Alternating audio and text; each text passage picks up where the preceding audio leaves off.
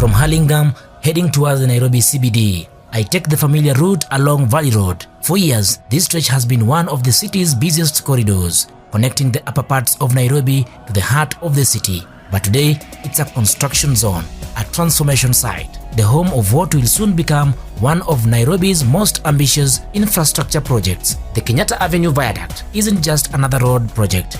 It's a bold reimagination of how Nairobi moves. It's an elevated road designed to glide above the city's old arteries, reducing congestion and linking key urban nodes with speed and efficiency. Right now, as I descend from Hurlingham toward the Kenyatta Avenue Junction, you can clearly see the activity. Concrete sentinels shaping a new skyline are about to shoot up. Each column tells a story of progress, of patience, and of planning for a city that's running out of space at ground level.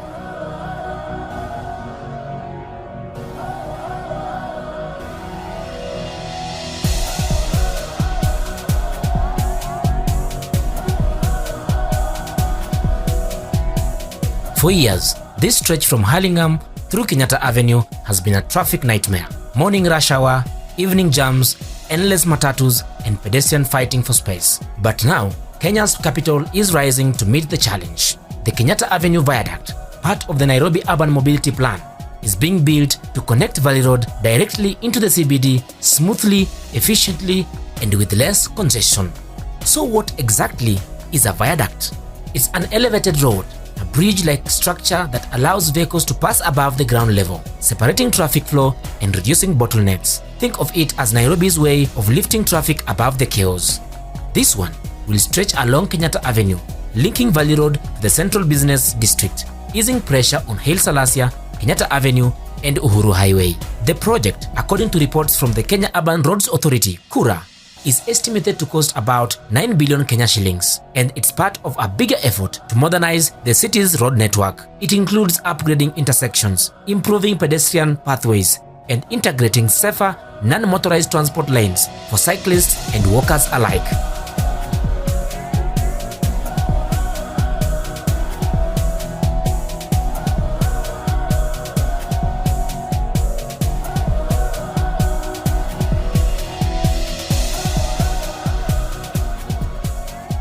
The viaduct is also part of the government's broader decongestion plan for Nairobi, which includes the Nairobi Superhighway, Ngong Road expansion, and the modern traffic signal system. Together, these projects are meant to cut travel time within the city by nearly half, making business, trade, and everyday commuting smoother. But this transformation hasn't come without challenges. Businesses along Kenyatta Avenue have had to cope with noise, dust, and blocked access. Pedestrians have had to find new routes. Yet, many say it's a smaller price to pay for the kind of city Nairobi is becoming, a smart, connected, and modern African capital.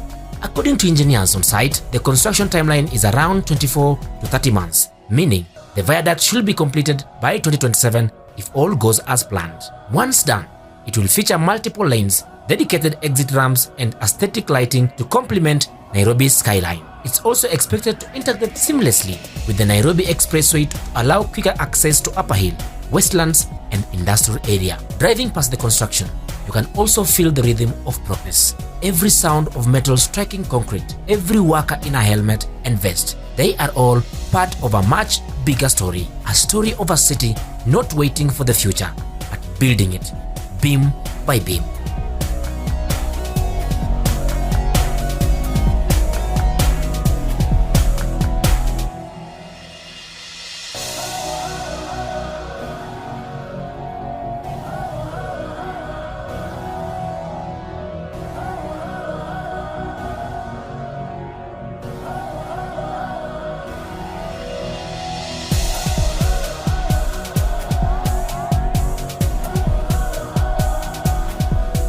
Projects like these are more than just roads. They are symbols of how far we have come, from dusty traffic circles to elevated expressways that rival some of the best in the world. They show a nation that believes in transformation, one infrastructure project at a time.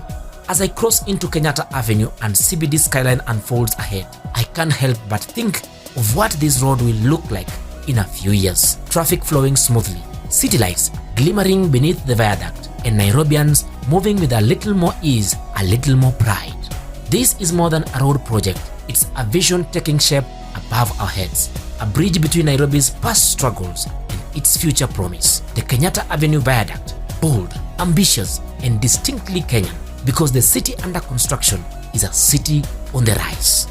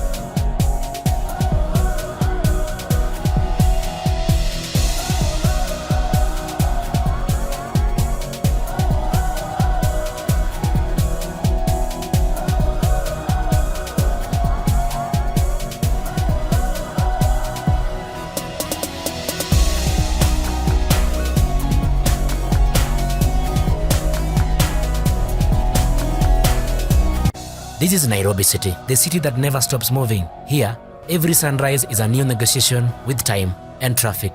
From the whisper of the morning breeze at Uhuru Park, the impatient roar of engines along Haile Selassie, this city breathes hustle. They say Nairobi is for the strong, but really, it's for the awake. Everyone here is chasing something, a deal, a client, a dream, maybe just a good cup of chai before the next meeting.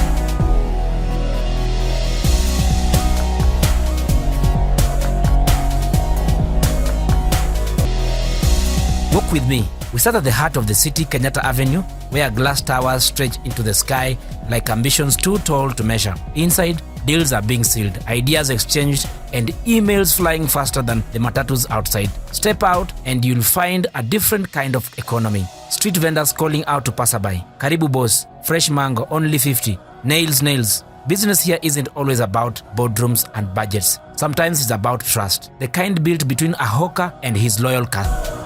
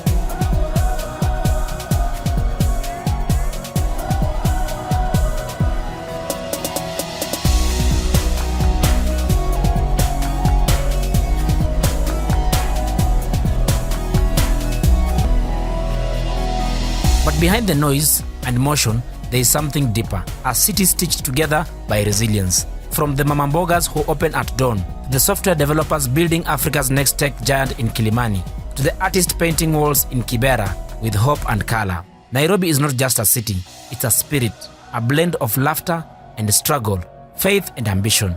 Here, you learn quickly.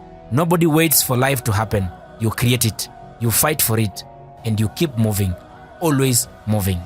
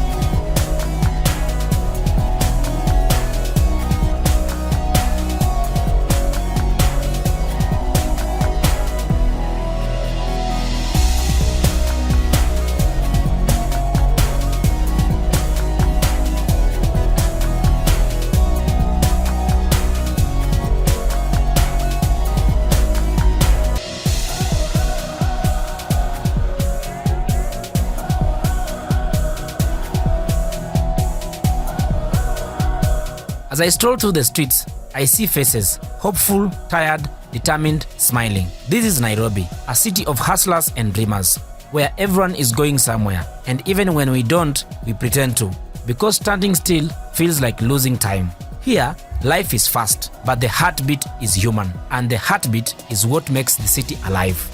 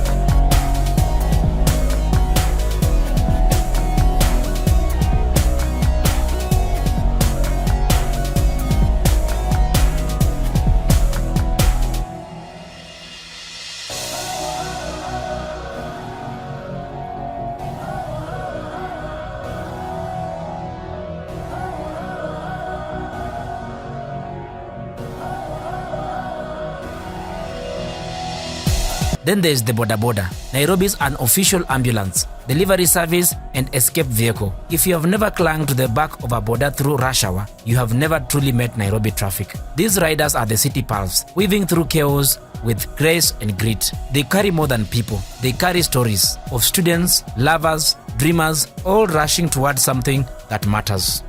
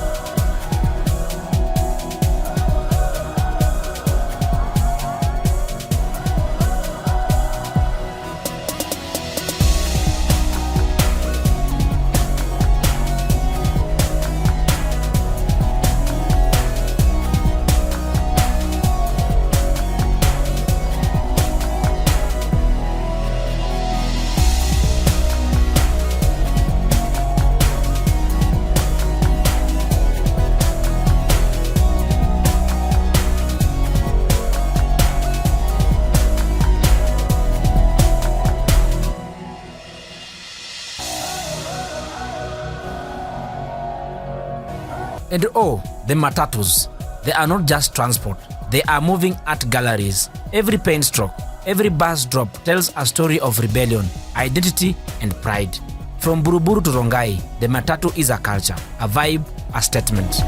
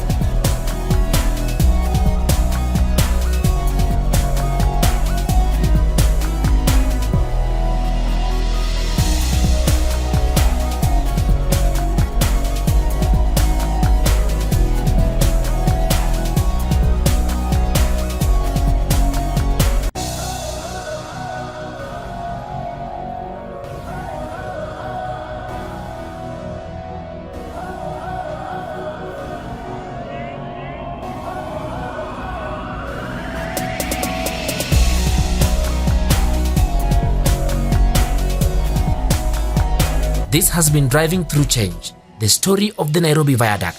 See you on the next journey, right here where Africa's cities tell their own stories. Remember, Africa is in business. Watch, subscribe, like, and share.